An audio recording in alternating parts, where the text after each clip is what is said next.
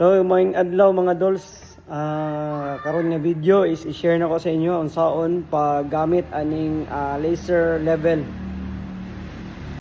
So muna atong laser level no.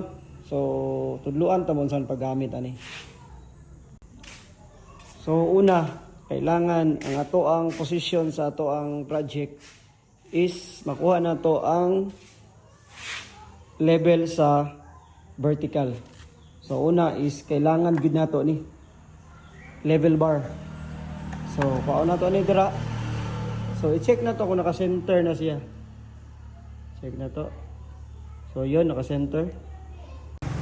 So once nga ma-align na nato ang ato ang kuan, ang ato ang project gamit ang level bar. So i-check niyo guys yan. So naka-sentro siya. So dapat 100% naka-center guna siya between anang duha ka line. So once nga ma-center na siya guys, so kini akong jig, kini nga akong gihimo. So basic ra kani siya himuon guys.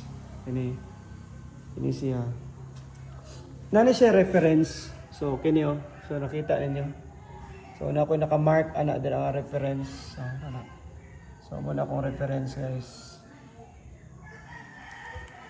So ang atbang pud ana niya is mo pud siya. So mo ni siya kung reference. So once nga nakaset na ko sa ko ang kuan, ako ang laser level. Once nga na-hit na ko ang diri nga reference na ko og dito sa ibabaw nga reference, ibig sabihin muna akong sundon siya. So muna siya kita nga mga builder nga samot na pag full fabrication atong buhaton is importante kay ni. Kay dili man ta maka-align sa atong mga chassis kung unsay buhaton na to dira kung wala ta ni. So dili man ni siya madala og mata-mata. So once nga naka-align na siya, so check na to. So na siya sa center. So magdagan yun na siya dira tanan. So ang fabrication is dapat musubay gina siya dira tanan. So check na to, makina paana dito. So dapat musubay gina siya. So inana lang no, inana lang kadali ang paggamit aning laser level. So importante kay ni, I hope nga mupalit mo ani. So naani sa Shopee guys. Kamo na bahalag pangita kung sa gusto ninyong brand. Akong ginagamit karon is kini DeWalt. So nangabuak na gani ni kay kaduha na ni natumba so ang pinganan kay ni.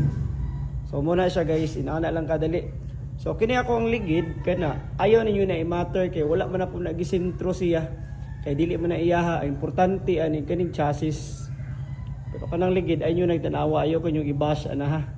Ang chassis ang ato ang basihan tanan. So ana lang kadali guys. That's it. I hope nga namoy natun-an ani nga video. God bless and more power sa inyo ang tanan. Bye bye.